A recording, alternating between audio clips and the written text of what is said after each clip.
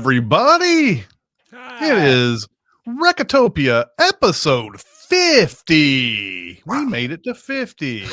And that's what that was all about. That showed up on my screen just before the little opening thing happened or whatever. I was like, what the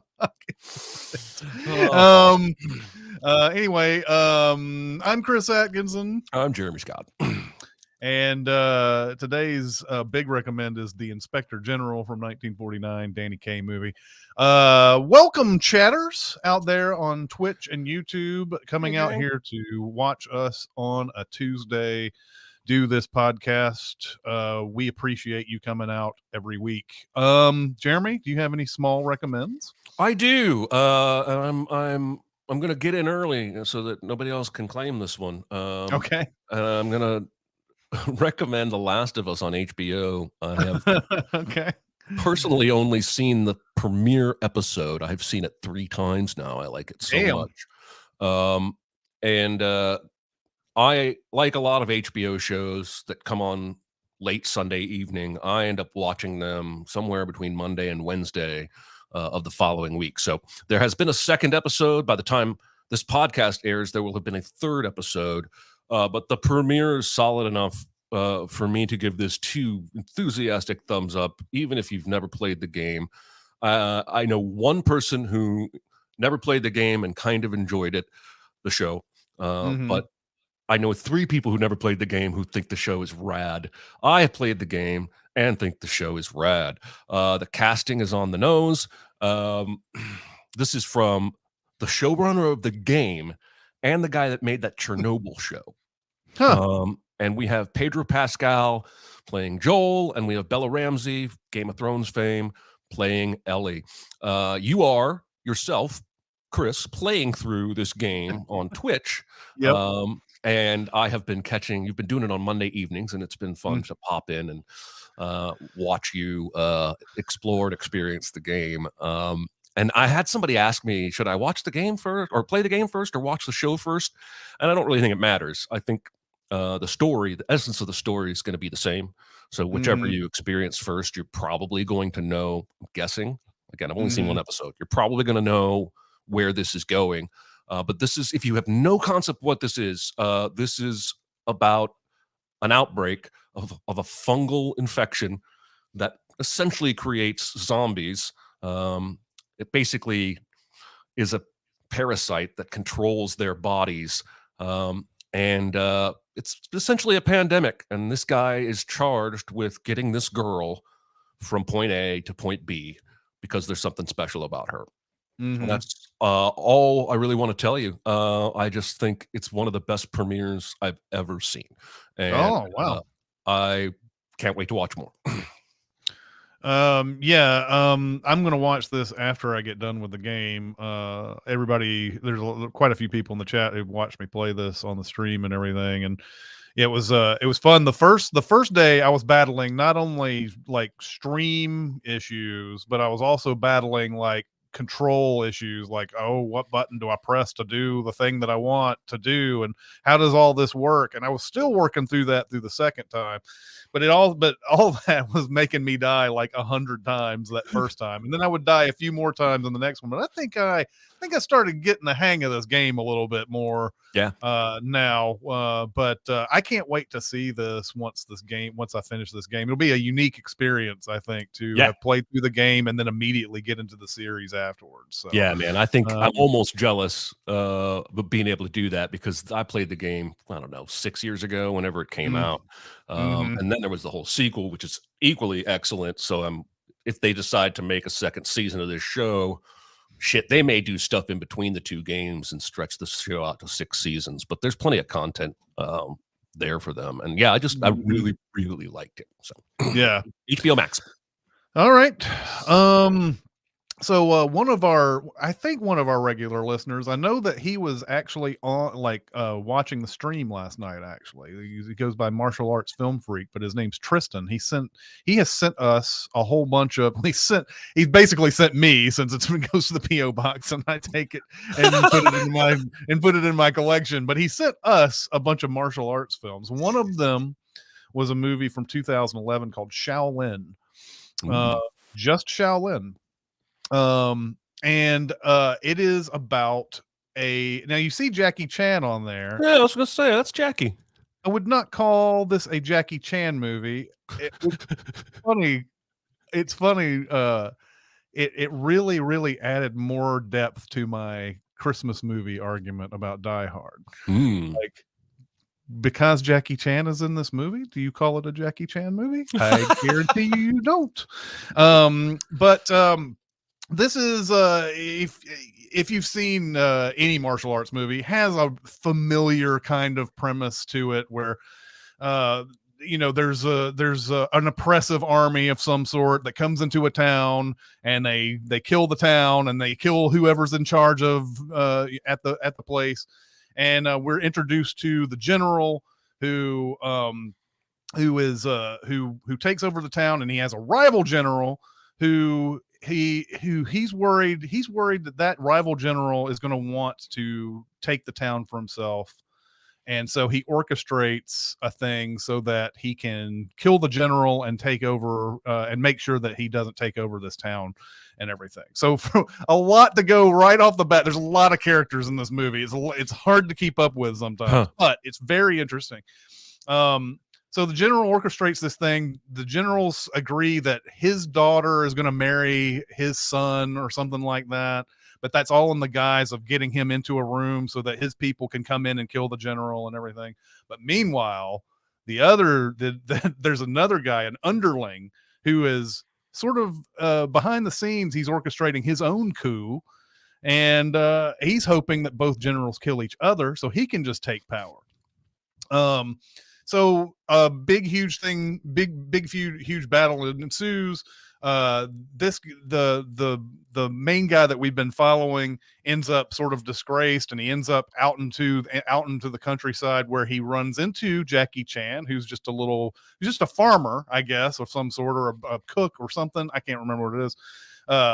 He all through the movie, he's like, I know a little bit of martial arts, not that much or whatever. Of course, there's a Jackie Chan-esque scene towards the end of the movie where he's doing all his Jackie Chan stuff, which is amazing. This guy we've been following, who has orchestrated all this stuff, and he's now disgraced and everything. He ends up joining this monastery, and he starts learning the error of his ways. And the guy who was underneath him, who was trying to get power, is trying to come into the town and take it over. And it's a really good movie. I think you would really like Shaolin, Jeremy. I feel like this is right up your alley. It sounds like it. As far as like Ip Man or The Raid or those type of like action type of things, you're not going to see anything that, like, I don't think anything that's going to super blow you away if you've seen those movies. But there is a lot of really good action in it. I was glad. I never had heard of this movie before, and I was glad that I was recommended it.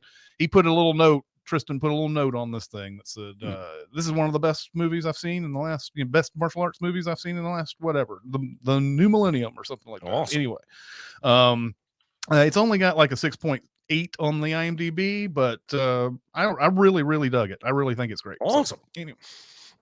On my list it goes. There you go. Excellent. All right. My second small recommend of the week is a comic book. A comic book. All right. Our mutual friend Patrick spent the last year and a half tearing through comic books. He's become a junkie. He buys them every week. He reads these omnibuses, these collected runs, and he's recommended several to me, and I've bought most of them, but I have yet to. I'm not the kind of guy who can sit down and just read for a couple hours. My brain just doesn't accept that. But I recently had to wait for about several hours to see a doctor, and so I finally read Identity Crisis. And this is, yes, that's the original cover. This is the collected cover that I bought for myself. Now, I will tell you right out of the gate that this is considered a little controversial because a couple of the murders that happen in this are really violent, and there is a flashback to a sexual assault. And that may be triggering, and that may be a story that you just don't want to read. It's not like DC has never had questionable decisions regarding its treatment of women. Yeah. So knowing that, this is essentially a 7-issue murder mystery. Someone is killing loved ones of superheroes. It starts with the wife of the elongated man, and it carries on. I don't really want to say any more, but that's the opening of the book. So there you go. And there is something that happened in the past that is impacting this investigation in many ways. And there are a lot of characters you don't see as often, or at least I don't.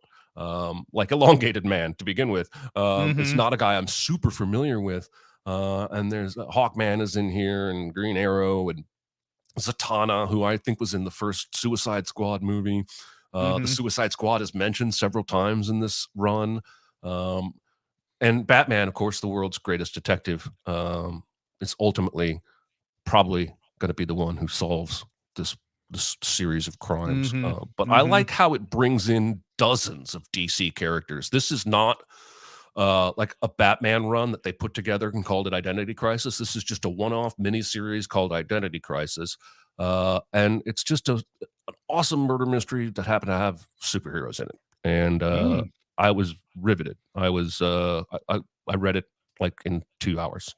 Anyway, wow. So there you go. If you like comics, if you like DC, and you can accept that they have a history of not necessarily knowing how to write women. I thought it was really good. I was riveted. So there you go. Yeah, I don't think I've ever heard of this one, although I wouldn't be shocked to go back because someone sent us a whole bunch of comic books a couple years ago or something. I wouldn't be surprised if this was somehow in there, but I have not heard of this one. I always love these murder mystery comic book things. I think those are like always rich material for them to explore in those things, like the Long Halloween and things like that. Those are always a lot of fun. All right, I'm going to slowly kill Dicer with my next recommend. Yes. I have wanted to watch this movie since it came out, but I never could get around to it. And I ended up finally watching Under the Silver Lake. And this stars Andrew Garfield. And it's a mystery. It's kind of Big Lebowski-esque, although it's not like a comedy like Big Lebowski or anything. But it's it's like an everyday guy who's not a PI who nevertheless finds himself curious about something that has happened and is going down the rabbit hole to try to figure it out. Now, when this movie came out, I think a lot of criticism came its way because it's just a lot of it is like, huh? What? Huh? It's a lot of that kind of stuff going on. There's but the basic story of this movie is that Andrew Garfield gets interested in this woman played by Riley Keough, and they start hanging out, and it's like it's kind of good, it's kind of fun, whatever. And then they're like, well, we should hang out tomorrow. And so he's like, yeah. So he comes out the next day and finds out that at her apartment, everything's just gone. She's gone. All of her roommates are gone. There's like a symbol written on the wall. And he's like, I don't know. He's like, I have no idea. Why would she do this? And he asks his super. Now, of course, much like Jeffrey Lebowski in The Big Lebowski, he owes his rent. He's got 5 days to get his rent in. And so it's sort of the timing device this movie shows you so that you can know how many days have gone by, because he's got 5 days, and then every time we see him on another day, it's like, okay, he's got 4 days, and then he's got 3 days. So he goes on this sort of quest to try to figure out what happened to her. Did she get caught up in this terrible? There's a a prominent figure who disappeared and then showed up later in a car crash, and he believes that she was in the car crash. And was she involved in that? Was there something that she was being killed for? Was it a cover up? So he's going through the weird world of Los Angeles to find this out. He goes to these parties that are insane. Just like, remember when Harvey Keitel in Pulp Fiction is at a dinner party in the morning in Pulp Fiction? It's like that type of thing. That's Andrew Garfield goes to parties. There's like one where they go to this huge estate and everybody's playing chess. But like he starts finding patterns in songs, basically, is what it comes down to. There's this whole thing where, like, okay, there are really secret messages being sent to us all along, but maybe they're not being sent to us. Maybe they're just being sent to other people, and we just don't know what they mean and what they're supposed to go towards. And there's a point where he goes down a rabbit hole long enough where he ends up at a place that makes no sense. It's downright unsatisfying to find out where he ends up. But the fascinating part for me is the fact that messages could be sent this way out in the world, and they're only meant for a certain people. They're not meant for you and me, and they don't have any meaning even when you get there. And sometimes when you get the answer that you want, it just ends up being the world be crazy, yo. That's what it ends up coming down to. And I think that's where a lot of problems people might have with this, is because it ramps up intrigue, and then it gives you an answer that's like, I don't know if that's satisfactory or not, but I really, really dug it. I sat here and I don't know if you're like me these days when you watch movies, but a lot of times it's like I'll watch 15 minutes of a movie and then I have to stop, and then I have to go and do a whole bunch of stuff, and then I come back and watch another 15 minutes, and so on and so forth. I watched this nearly beginning to end like I was in the theater. And I think, Jeremy, you will love this movie. I think you will. I'm going out on a limb, actually, thinking that you might like this movie. You might think it's the worst fucking piece of shit you've ever seen in your life. But I was so intrigued with it. I really, really dug it. I could have just been in the right mood to watch it. So anyway.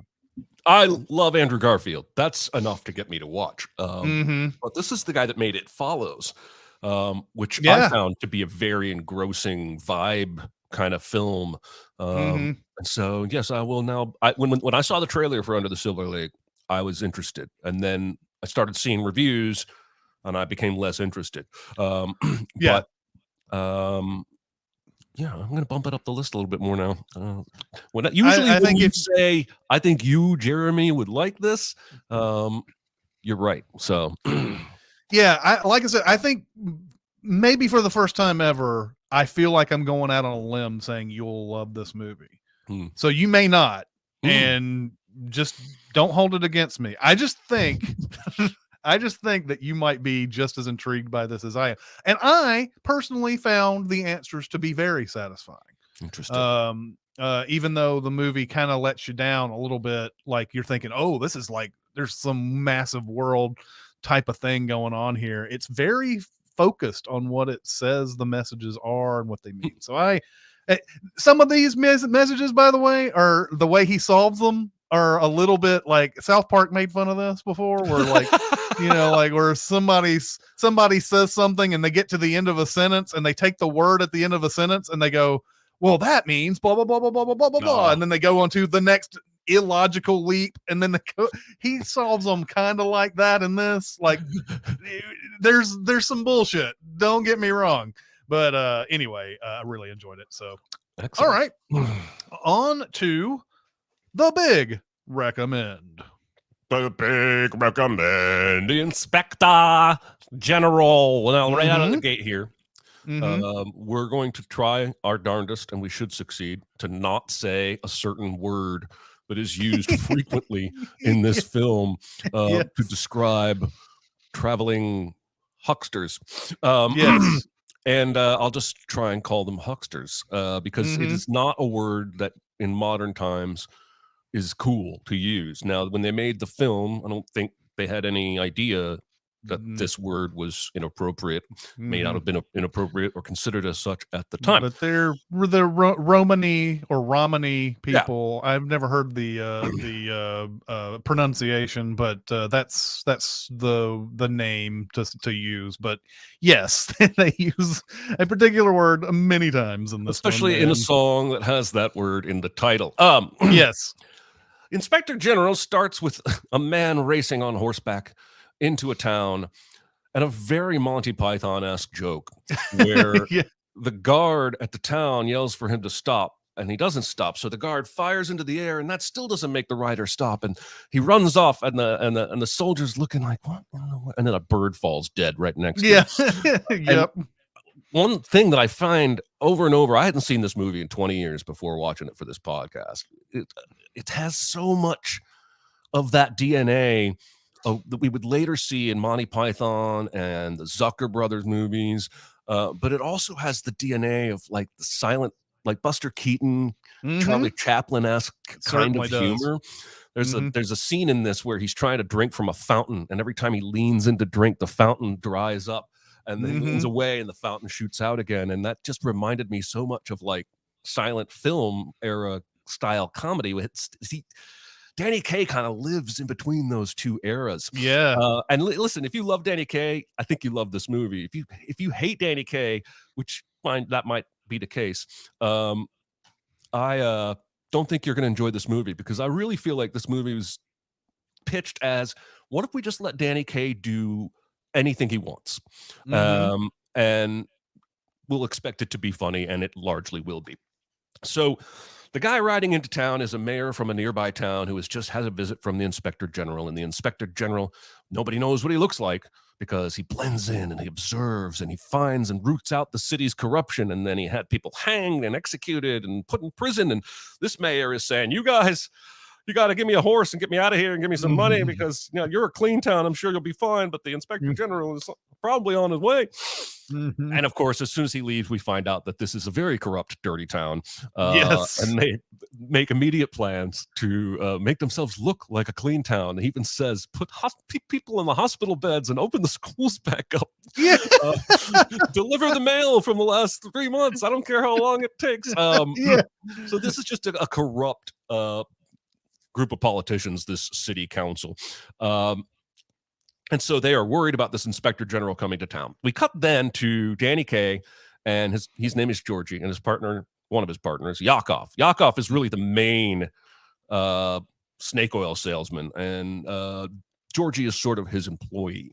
And we see them selling this cure-all tonic, and apparently it tastes nasty. Danny Kaye makes it a crack that yesterday we were selling this as shoe polish. Yeah. And there's a woman who has 12 pennies and wants to buy a bottle, and Danny Kaye is a good-hearted guy. That's kind of the theme of the whole movie. Is that he can't bear to see her use her last 12 pennies on a tonic he knows is not real. And in trying to give her money back, he says it's not real, it doesn't work. And then the townspeople realize it's a scam, and they chase them off. And at this point, Yakov says, I'm done with you. You keep screwing things up for me. He basically Encino Mans him. He's just like, you go now, and I'm going to be on my own. So Danny Kaye has no money, he has no food, he has a hole in his shoe, and he decides to fill that hole with a piece of paper. He has a letter from Napoleon that they use in their snake oil act to try and make it sound like this is a real tonic that Napoleon has endorsed, and he tears it at the bottom so that only a few words and a signature from Napoleon remain. And that will be important. And he stumbles into this town, super duper hungry. And a horse follows him, and he gets arrested for stealing the horse and thrown in jail. And then as the city council is discussing this arrest, they realize that is the inspector general disguised as a homeless person. We can't have him in jail. And so they do all this pomp and circumstance, give him a uniform, and they have this big banquet wherein he is humorously not allowed to eat very much until the beef stew portion is served, and then he Yeah. eats forever, and that's Mm. pretty funny too. Um, Mhm. and he falls for the kitchen girl. The mayor's wife falls for him. None of that's very important. I even made a note. Imagine being told you've been cast as Danny Kaye's love interest, and then finding out you're only in the movie for 9 minutes. Yeah. But basically, what goes on for the next little bit of the movie is him awkwardly trying to play the role of Inspector General, not really knowing what that is. What does an Inspector General even do? One of the best pieces in the whole movie is this song where he has 3 different voices in his head that Yes. he sings with and harmonizes with, where he's trying to figure out, how do I act like an inspector general? Is it arrogant? Is it elegant? Or is it smart? And they're almost like angel devils on his shoulder, all arguing for you to act this way. Mhm. And that's probably my favorite musical number in the whole film, because Yeah, it's the centerpiece. you can just see how much fun he's having with the various costumes, and then getting to sing all 4 parts and the harmonies. Mhm. Um, so then, of course, Yakov stumbles into this town right as Georgie is about to get out of there. Because again, he's a kind-hearted guy, doesn't want to take advantage of these people. And Yakov convinces him to stay because this is the biggest con we've ever had. Um, and there's something to do with an organ that the town paid 35,000 coins for, but then the organ was corruptly sent somewhere else, and the people just the mayor just pocketed that money. And that's what he uses to hook Georgie to stay, but he really wants to take that money for himself. And there's a scene in here right about this point where all of the city council officials come to try and bribe Danny Kaye Mhm. all at once, seemingly. They come like within 30 seconds of each other, and he ends up, Mhm. he hides the first one under the bed because that one says, "Oh, I can't let that person see me here." And he hides the second one in the window seat. And then the third one in the closet, and then his twin gets put in the closet, and then the other guy goes up on top of the bed. And I swear to God, the people who made Frasier watched this Yep. scene, and this was, I mean, this has to be one of the key inspirations for at least 2 episodes of Frasier that I can No think of. doubt. And I found that very humorous. The kitchen girl overhears a plot to murder the inspector general because, of course, we're corrupt. And Yakov intercepts her note. And of course, a key story element here is that Danny Kaye cannot read. He's illiterate. It's, in my opinion, a little mean. A little bit. They make some jokes at that expense. Yes. And yeah, I mean, I think they come off okay, maybe, but they are a little towards the meme side occasionally. Yeah. And so he reads the note to Danny Kaye. The note actually says, "They're going to kill you. Don't go to the barn." And so he instead, Yakov lies and says, "Oh, she loves you. You got her to love you. Mhm. She wants to meet you in the barn at midnight to kiss." Mhm. Um, and then we have this song with the word that we don't want to say, where there's a poisoned wine that Danny Kaye ends up This holding, is great too. and he keeps doing this. And then we drink, and they all think, they get on the edge of their seats like he's going to drink the poison. He goes, "But first we dance," and he keeps the song going. He does this thing where he assigns word noises to different groups of the party. Zoom, Mhm. and then he Mhm. directs them, much like I have seen uh, Bobby McFerrin do Mm. a few years ago at a TED Talk. And there's a musical artist named Jacob Collier who like conducts his audience at every concert. Mhm. And that stuff has its roots back in this era. And it's a very, if it weren't for that word kind of being all over the place, it's a Mhm. hilarious scene. It's a Yeah. wonderful musical number. And then the real Inspector General shows up. Yeah, of course. And this part reminds me of the Iron Monkey a little bit, because there's a plot line in the Iron Monkey where this kind of thing happens. Mhm. And he very quickly deduces that Georgie has a pure heart, and all these other people are corrupt. And then this movie is not wasting any time to end. I feel like the end is very rushed, and I don't ultimately matter. I mean, I don't ultimately matter, but I don't ultimately mind because I've had so much fun. But I feel like once the real Inspector General shows up, the movie's over in like 8 minutes after that. Mm-hmm. Georgie becomes the new mayor. He gets with the kitchen girl. And for reasons passing understanding, makes Yakov his chief of police. Yakov has done nothing but evil to Georgie this entire movie, and even conspires to have him killed in the barn. And yet he gets the job as police chief just because they used to work together. I don't like that. I don't like Yakov's ending. Kind of like Biff Tannen polishing George McFly's car at the end of the Back to the Future. And then like a lot of old movies that get their credits out of the way in the beginning, it literally just ends. Once it's done, it's like dun dun dun, black screen. And I found that pretty charming. So I have several other notes I want to get to, but that's a brief summary. What did you think of the Inspector? I think this was your first time to see the Inspector General. It's my first Danny Kaye movie, by the way. I have not seen White Christmas. I always promise myself that I'm going to, because I hear about White Christmas around Christmas every year. But and I'm like, I'm going to watch that, and I never do. And the Court Jester and things like that. I haven't seen any of those movies, so this is my first Danny Kaye movie, believe it or not, even though I've seen millions and millions of movies. It's interesting that you talk about like whether or not you like Danny Kaye sort of factors into whether you like this movie.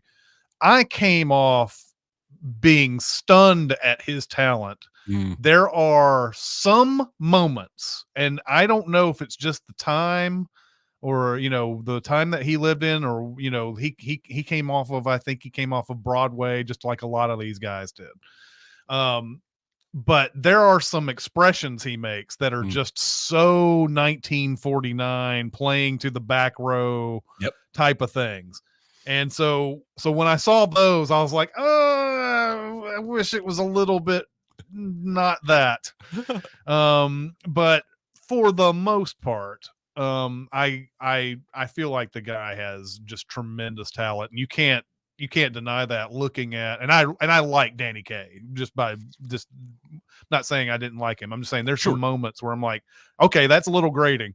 But when he does these songs that go through all those words that sound like each other, the consonants and everything, just going through all of that, and that's just insane to me. That's just like, that's a magic trick to be able to do it that fast and everything. Obviously can sing very well. Obviously is a born performer, and I admire this age of Hollywood where they're like, hey, you're a talented person, we're gonna make a movie just centered around you doing stuff. And that's basically what it is that they put him in and they make him sing songs, and they're like, nothing is like plot driven. They're not selling the Inspector General for its plot. They're selling it because Danny Kaye is in the movie, and you know what you're supposed to expect from Danny Kaye at this point.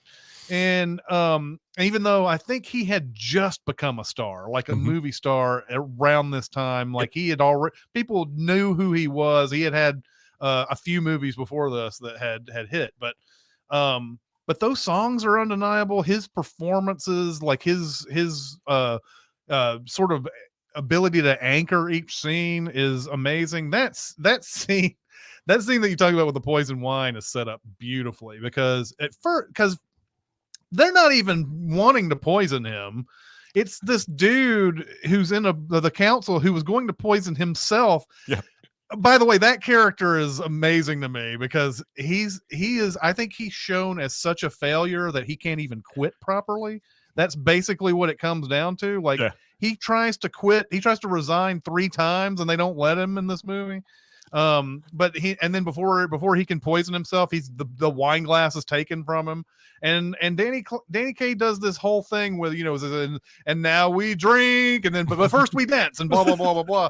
And I think it's just funny that the movie has set up this impossibly ironic song for him to do when he's about to drink, and everybody's got this anticipation, and then they're like, and then he disappoints them at the end. And then right after he throws the glass into the fireplace, which is a sort of I don't know if it's a recurring joke. There is a whole segment of people throwing glasses into the fireplace and making the flames go up and everything. But he throws that glass into the fireplace, and that's when the song goes, and now we drink, and that's the end of it. So yeah, there's a lot of like beautiful centerpieces in this movie where, you know, you talked about nearly all of them. I think you know, the big madcap farcical thing in the bedroom where everybody's hiding. You have the dinner scene, which is funny. One thing, I don't know if this is the only way they could do this, but they obviously speed up the footage, and that's funny. I'm sure back in 1949 that's like really funny, like seeing him like eat like that and it's all sped up. But I kept wondering, a guy with the talents of Danny Kaye, if he could have done that on his own without speeding up the footage. And I thought it would have been really funny to see him just dive in. Now, maybe it's a situation where they're like, I don't know if we can get this in like a certain amount of takes. We may not have the money to have him go through piles of food every single time and try to get this correct. But I kind of wanted to see that. I also I love the supporting cast in there. I don't know everybody's name, but one woman you're probably familiar with is Elsa Lanchester, who plays the Bride of Frankenstein. That's the one one of the most iconic images in your head ever. And when I first saw her, I was like, I know I've seen her before. And then it's like, oh yeah, it's Bride of Frankenstein. But like when I saw Alan Hale's name, I was like, wait a minute, that's the skipper from Gilligan's Island, isn't it? No, it's his dad. That's Alan Hale Jr.'s dad, who's in there. But yeah, there's a lot of like, I just love how this movie's set up. This is a movie, I mean, they really don't make movies like this anymore where where you take a talented person and just say, okay, go just do your thing.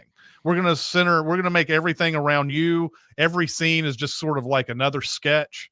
I love that whole ending too. When the Inspector General shows up, you're talking about how, like, you know, you know, he finds that he's the truly honest man, but they even find ways to make that like super like entertaining and on the edge. Cause you know, dude puts the letter from Napoleon, takes his and puts it in Danny Kaye's thing, and then they think he really is the Inspector General, and the other guy's an imposter, and they throw that dude in jail.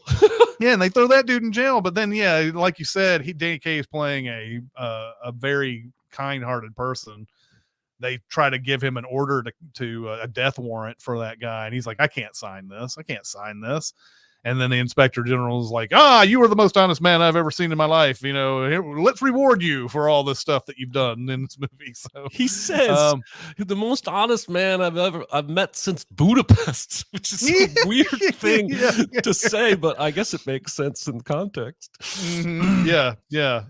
So yeah, I did enjoy this. I got to tell you also, I ended up watching this movie twice ostensibly because I watched it much like what I was talking about before with Under the Silver Lake. I was watching this, I'd watch 15 minutes and then something would happen. I'd have to stop and then come back. And then when I start it back up and go, what was happening again? I don't remember all this. And by the end of it, I was like, okay, well, I think I can hang in a podcast, but I want to go over this again. So this morning I watched it again, just to smooth over some of the rough edges that I had. And there's still parts in this movie. There's so many things that are so fast in this movie. I know I've missed other little jokes and fun stuff that they just kind of throw in. There's the smallest thing for me that I enjoyed in this movie is at the end when they decide they're going to have a celebration for the new mayor in the town and everything. The guy's like, and band music? And the guy's like, yeah, and band music. And they said, band music. And he gives this laugh that's it's a beautiful like ending to that scene. He's like really excited about the band music. So, a lot of these characters in here have a lot of there's a lot of like really cool, good supporting characters in this. Even though Danny Kaye is the star. I love the twins and their recurring misidentification. And how more than one character, like the mayor who's leaving, everybody's cousin in this movie, by the way, but with the mayor who gives them the news in the beginning and who is leaving is kissing everybody on both cheeks. And he gets to the twins and he kisses one on the right cheek, kisses the other one on the left cheek. And then he looks back and looks at them like, wait a minute, you're two people. And then Danny Kaye drinks the wine later, or the champagne, and then looks at the twin guys and thinks he's seeing double from the champagne. And then they keep doing this. I'm Isaac. You can tell by this strawberry mark. And they never let him show it. And then finally at the end, he pulls up his leg to show it. And he's like, I'm not Isaac. I'm Gizik. And the other guy has the mark on his leg. I'm certain too. I'm certain too. He points to his left and his right leg during all of those. He switches them up. And Eights says band music equal hanging. Yes, those people who were once a part of the town, who were the council of that town. That's sort of the implied thing about the band music, is that they're all going to get hanged at the end of this, because they don't show up. They're not at the end.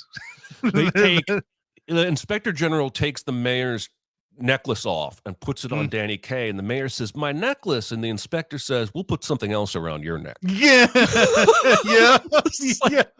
Dark. It's really dark. It's so funny. Like, that may be the reason why it got cut so abruptly to the ending, is that there's not really any way to kind of like bridge that, and it becomes such a dark joke for that movie at the end, like, so it's that's a lot of fun, that hanging joke. It is. A couple of notes about this movie that I only learned in prepping for this podcast. This is based on a Russian play from 1836. Which is just wild. And also, this movie is in the public domain. You can download this movie, edit it up however the fuck you want, upload it on YouTube, no copyright claims issues. In fact, there are on streamings, there are multiple versions of this movie because of that fact. And I don't even know for a fact if you and I watched the same one. But it's just wild to me that a movie... I imagine we did. Was yours like color? I think this is a black and white movie, but it was colorized. Yeah, it was. And so I've watched the colorized version, which I think is weird. There's a definite like, I feel like something has been added to the print when you watch a colorized version. I did see the black and white available, but that through Amazon, it was like you had to get another subscription to another service to watch that version. But I think we probably watched the same one, that Technicolor version that's first pops up when you put in Inspector General. But I also love how often the subtitles were just like, oh my God. Oh dude, okay. So what's funny to me is that, yes, I'm not blaming the subtitle person. I'm sure that they have to go through like a million things a day, and it's a thankless job and everything. But like, one of the first ones that they say on there that's like inaudible was the guy who comes into town says, the mayor of the town says, oh, that's my cousin from this town, and it says inaudible on it. All the subtitle person had to do was wait until the end of that scene where the guy puts the money in the city funds, and it shows the town that he's from. And like, they could have easily just substituted that. There's other times where, they're saying stuff really fast and they end the sentence before they're done. And so it says inaudible, but you're like, oh, he said this, but I guess they didn't have a way of showing that he was cutting himself off, or I don't know. But those subtitles were special. They were quite no doubt about it. All right. Well, I am personally dying to know what your double feature option is for this bad boy.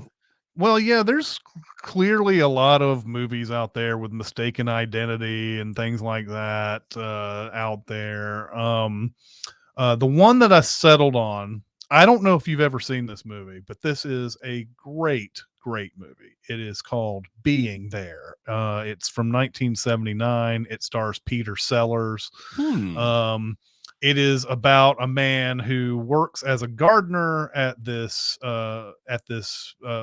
estate, and the person who lives there dies, and he has nowhere else to go. And he ends up at this other estate where Melvin Douglas is the main guy. He's married to Shirley MacLaine, um, and he goes there and he talks only in sort of garden speak. He has no other like kind of way about him. He just talks about like, yes, we should all tend to our garden and we should all do this and do that and whatever. But people misread this as deep thinking, and they start thinking that he is somebody who's a serious political player.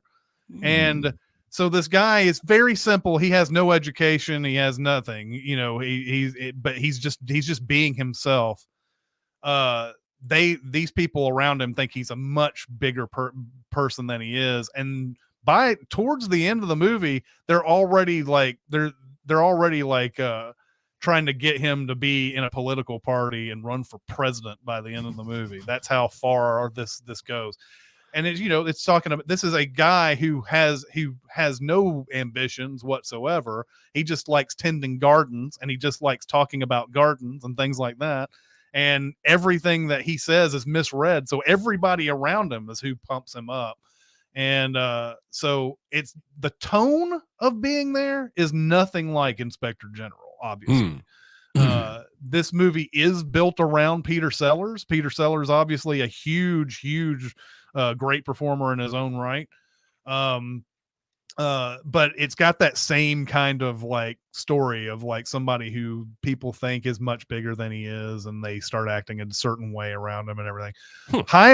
Highly recommend being there. In fact, I may make that a big recommend at some point, since I don't think many people out there have seen this movie. I had to read the book in college, so I read the book by Jerzy Kosinski. And then I watched the movie shortly after. So, yeah, really good stuff. Nice choice. I have not ever seen this movie, but I do love Peter Sellers. So, yeah, he is a similarly singular talent like Danny Kaye, in that he can do a lot, both physically and, with his acting. But yeah, I've never seen that. I'll have to check that out. All right. What is next week's homework? All right. Next week's homework is a movie I haven't seen in quite some time, but I know that I loved, and I think probably still holds up. It's called Eve's Bayou. And this is from Casey Lemons. Casey Lemons may be best known as a director these days, writer-director these days, but you saw her acting quite a bit in the 90s as well. She was Jodie Foster's buddy in Silence of the Lambs. But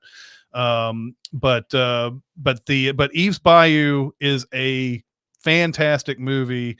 It has Samuel L. Jackson, of course, making another appearance in a Recotopia episode, Lynn Whitfield, Journey Smollett, and Megan Good.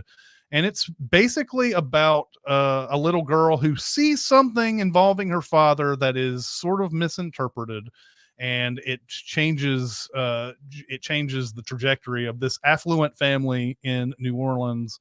And it's just like a deep mystery, a very moody kind of movie. It's excellent. It is excellent. So I can't wait to revisit Eve's Bayou. And I'm hoping a lot of you out there, this is maybe your first time ever seeing it, and I am introducing it to you in a way. So I'm looking forward to that. Have you ever seen Eve's Bayou? I have. I saw it when it came out. I think I rented it. I don't think I saw it in the theater. But 98 probably around the time when I saw it. I remember thinking it was great. I remember almost nothing else about it because it's been so long. But this director also made Harriet, which I really enjoyed a couple years ago with Cynthia Erivo. So I'm excited to see Eve's Bayou. Those of you out there wanting to know where you can watch Eve's Bayou, it is free on the Roku channel. Otherwise, you will have to pay $2.99 or $3.99 to rent it from your I streaming believe service of choice. I also saw that it might be on Criterion or something like. If you've got Yeah, I don't Criterion, think Google pulls Criterion into their results, so that may be but true. if you have Criterion, you should be able to watch this. But yeah, I believe the Roku channel was the one free service that I saw on this. Otherwise, yeah, you may have to pay a rental on this, but it's worth it. Yeah, I guarantee you it's worth it. And I can't wait to discuss that movie next week. All I'm right. giving you a no honk guarantee. All right. Do we have some time for some questions? I believe we do. When have two actors had far better on-screen chemistry than you expected, and vice versa? Example: The Nice Guys, Russell Crowe and Ryan Gosling. Yeah, that's a really good one. John C. Reilly and Mark Wahlberg in Boogie Nights was one that I wasn't expecting. And you know, John C. Reilly, we're not quite. I don't know. He's not a super known person in 1997. He has a pretty good filmography at this point, though. So I don't know what I was expecting from John C. Reilly and Mark Wahlberg, but the fact that he sort of an established actor and Mark Wahlberg, who was just beginning, he was like in his 2 or 3 years of acting at that point, and we were still making Marky Mark and the Funky Bunch jokes at that point when he came out with Boogie Nights.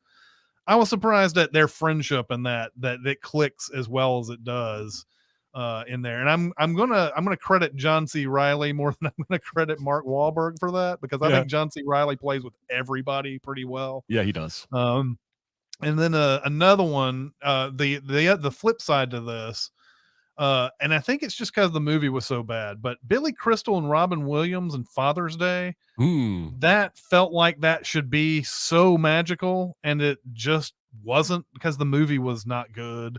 And it just didn't give them a chance to play off each other. And I think it may have came 10 years late in their careers. So that was the flip side to that. I was surprised there wasn't more chemistry to that. So there is an episode of Friends that opens with Billy Crystal and Robin Williams coming into the coffee house, and the main friends are trying to have a conversation, but they can't help but eavesdrop on Robin Williams and Billy Crystal. And I don't know the circumstances. My guess is they were filming or promoting Father's Day around this time. It is one of the least funny things I've ever seen. It's clearly unscripted. They clearly said, we don't need to write anything for these guys. They will be funny. And Robin Williams does a funny voice and is crying about his wife or something. And it's just not funny. And I always skip that part because it's so not good. All right. I'm going to go with Jeff Bridges and Gil Birmingham in Hell or High Water, which is, I would never have paired them together in the first place. I'm not 100% sure I knew Gil Birmingham's name before Hell or High Water. But the chemistry between them in that movie is incredible. And they have this bond as partners, but they just pick at each other. Bridges does more picking than Birmingham does. But I just thought that chemistry was magical in a movie that already has magical chemistry between Ben Foster and Chris Pine. So that was my answer. But yeah, the question asker, as often happens, stole the best answer with The Nice Guys. And there's good answers in the chat.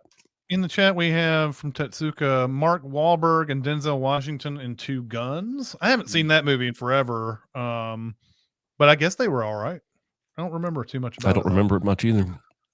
Josh Zero says, at the time, I did not expect Vince Vaughn and Owen Wilson playing off each other so much in Wedding Crashers. It's a cliche now, but at the time, yeah. It is kind of interesting. Vince Vaughn, I always felt, was destined to be in comedies after Swingers, and he seemed like he was trying to go more towards drama after that. And then so to see him in Wedding Crashers was kind of a fun comeback to that, I guess.